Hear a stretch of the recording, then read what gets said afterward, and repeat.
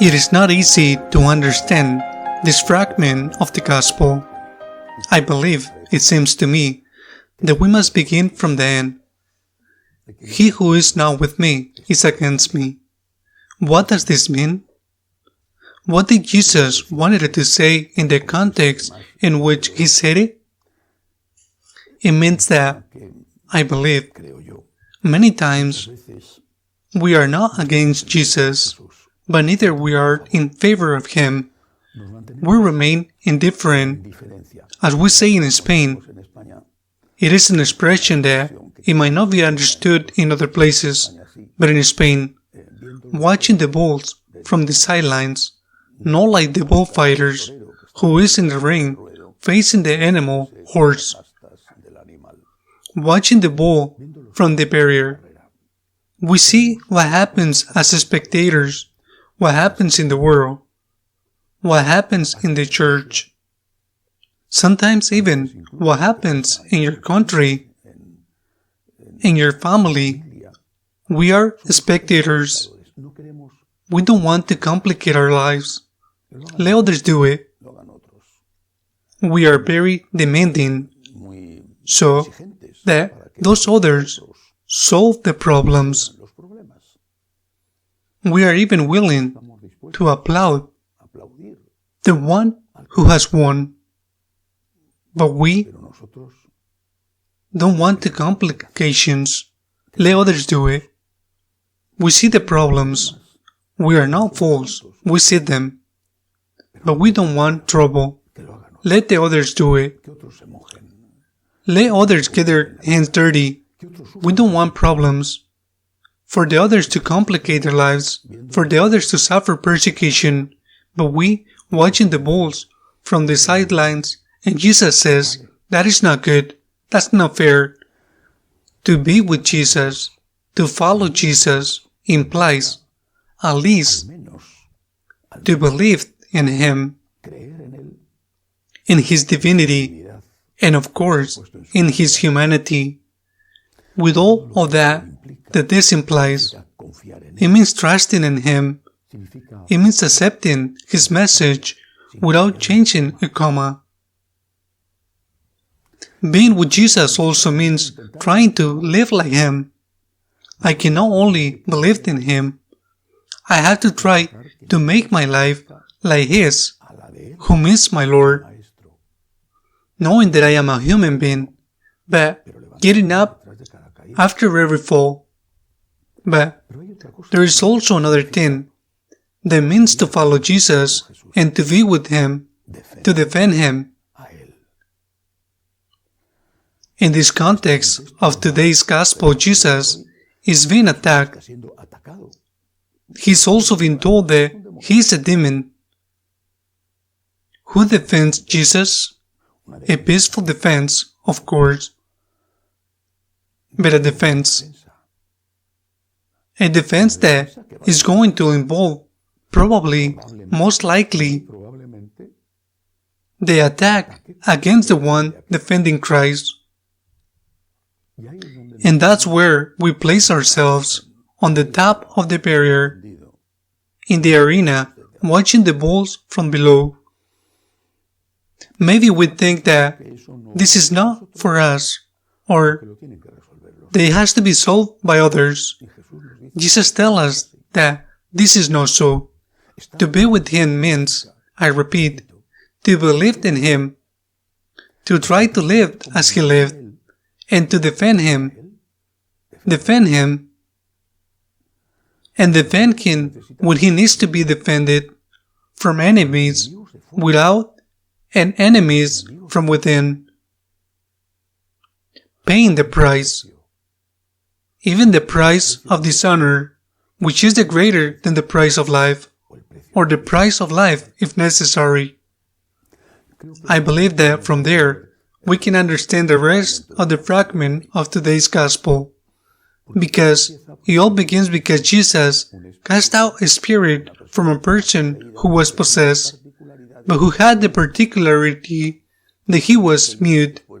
The Gospel said that after casting out the demon, the mute spoke. Exactly. You are watching the balls from the sidelines. You are seeing the problem, but you don't want to get involved. You don't want to defend Jesus. You are mute. You don't want troubles. You don't want complications. Let someone else solve it. You are being possessed by a demon. The demon of cowardice. It is true that the virtue of prudence exists. It is a virtue, and a great virtue, which means all the other virtues to be practiced in an harmonious and balanced way. But the barrier between the cowardice and prudence is very subtle. And in the name of prudence, many, what they do is to be cowards. In the name of prudence, they keep silence when they should speak out. Sometimes even throw stones at Jesus in the name of prudence. But that is less frequent. What is more frequent is silence. The prudent, the falsely prudent, always criticized the martyrs. Always. Yet they even advise them not to be martyrs, to make a pact. What difference does it make to make a pact, to worship the gods of the Romans, or to make a pact to worship the New World Order? What difference does it make? Don't complicate your life. These false prudence people have always been like that. In the name of prudence, they have betrayed Jesus.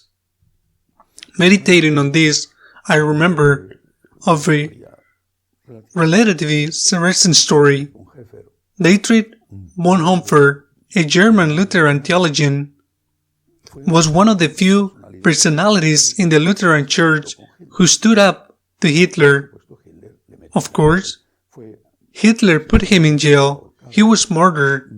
He was hanged less than a month before Hitler himself died.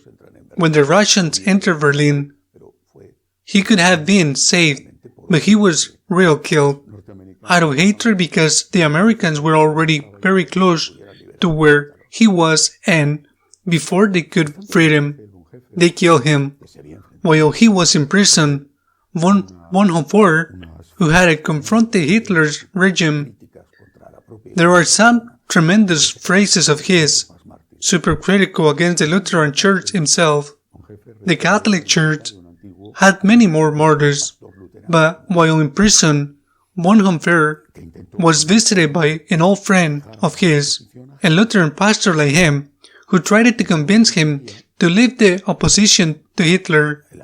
As he did not succeed, the friend said to the imprisoned man, he knew that they were going to kill him. He said to him, "You see, if you had done like me," he meant that he could have kept quiet and accepted Nazism. "If you had done like me, you would not be here." He meant in prison. Bonhoeffer replied, "If you had done as I did, you would not be where you are now." Solzhenitsyn, who was repressed like so many Russians by Stalin. Solzhenitsyn, who wrote later when he, the Gallo archipelago, was liberated, said, "There are moments in life in which the only place where an honest man can be is in prison." Let us be very careful to not confuse prudence with cowardice. He who is not with me, Jesus says, is against me.